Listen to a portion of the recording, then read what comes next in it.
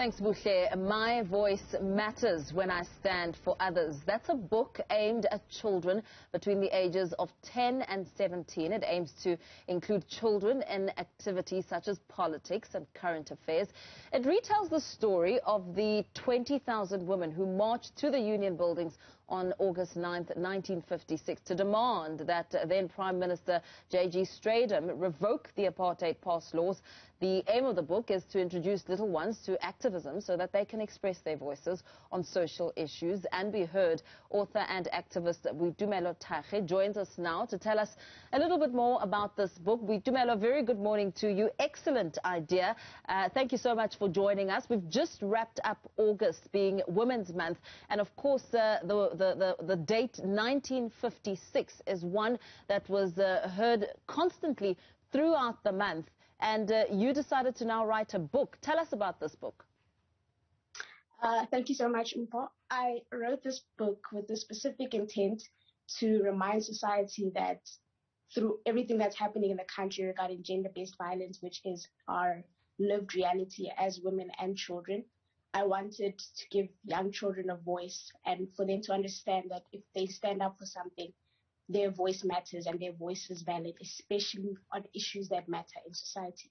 Because I happen to believe that children are often overlooked, especially when societal issues are concerned, and often children are said to not know what's happening or not know or not understand what's happening. So I wanted this book to educate not only children, but society at large that their voices are valid and that their voices matter.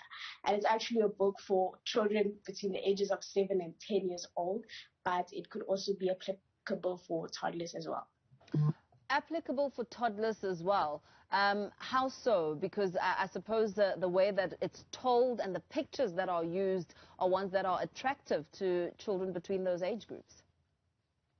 Yes. I believe that it's conversations that we need to have with children as early as possible. So I think having these conversations at the beginning of, their foundational phases would introduce them to our lived reality so that they can better understand how to tackle these issues if they are confronted with an issue such as gender-based violence. Let's expand on these topics and the importance and the value of these topics being heard at a young age, as early as being a toddler. I believe we've organized various protests on gender-based violence, and I've seen how it's young children who would attend these protests because they have a deeper understanding that it's them who are confronted with this issue because it happens at school, it happens at home, and often their voices are suppressed. So that's why it's very important that they find their voices and understand that their voices are very valid. When it comes to using this book as a message, as a learning tool, an educational learning tool, when it comes to matters of consent and having children understand what that no means no, how do you believe you've articulated that within the book to really educate not only toddlers but society at large about these very important topics which we only react towards something happening, like today, Nosicelo Mtebeni is being laid to rest, and the conversation comes up again about gender-based violence, about the sort of partners and the science and how communities can help? So I wanted this book to be an introduction to a series of books that I want to write. So this book in particular speaks of the 1956 protest where the women marched to the Union building for the pass laws, and it also, their teacher educates them about if you feel strongly about something and you stand up for it, it's very important that you use a voice and your voice matters. So then the children and the teacher explains to them what gender-based violence means and how it is that they can find themselves within fighting against gender-based violence.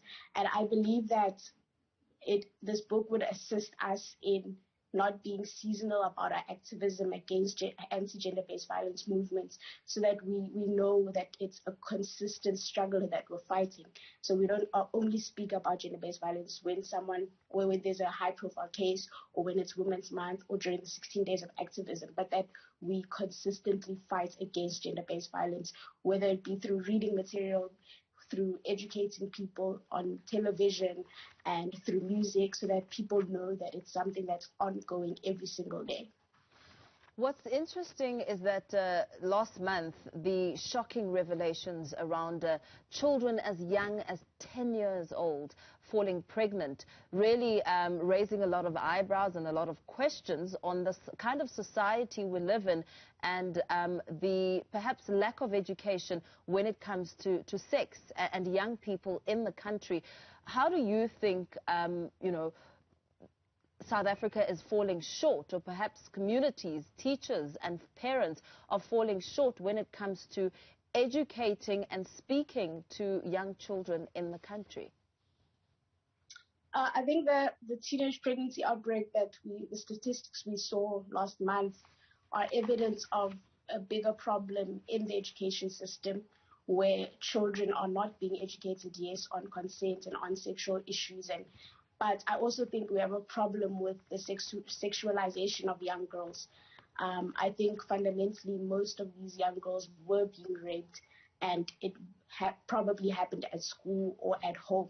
So I believe that in those statistics, there needs to be intense research to find out how many of these girls were raped, so that we can get to the root of the problem and not just assume that it was them having sex amongst their peers, or that, it was consented sexual relations. I think we need to get to the root of the problem so that we can deal with it.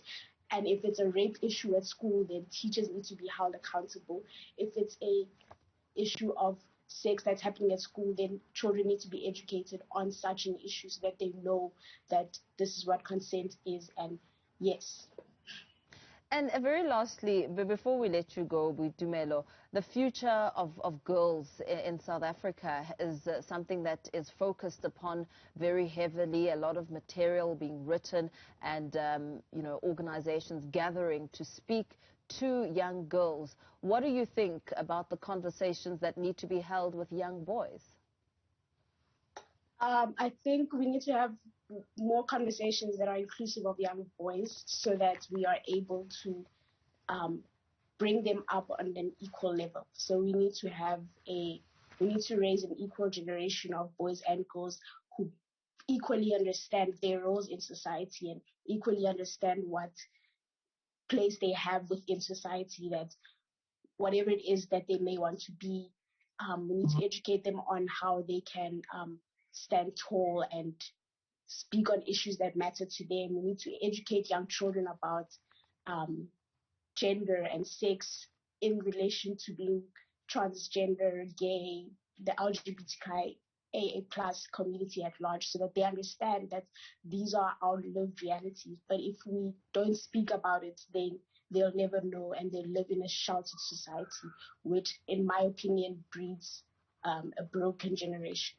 Absolutely. Thank you so much for your time. But before we let you go, how do we get hold of your book and get it in the libraries and get people talking and get children reading? Right now, the book is being sold on pre-orders for 150, and then I deliver it through post or personally. And I'm working towards having it within libraries and hopefully schools as well. Absolutely. Thank you so much for your time. Excellent work. Health psychology student, author and activist Boitumelo Thage, talking to us about her new book, My Voice Matters When I Stand for Others, really making an impact when it comes to educating young children between the ages of 7 and 10 years old. A book about the exclusion inclusion of children in social activities such as politics, telling the significant story of what happened on August 1956 when women came together to ensure that their voices were heard. A really fantastic read. Now,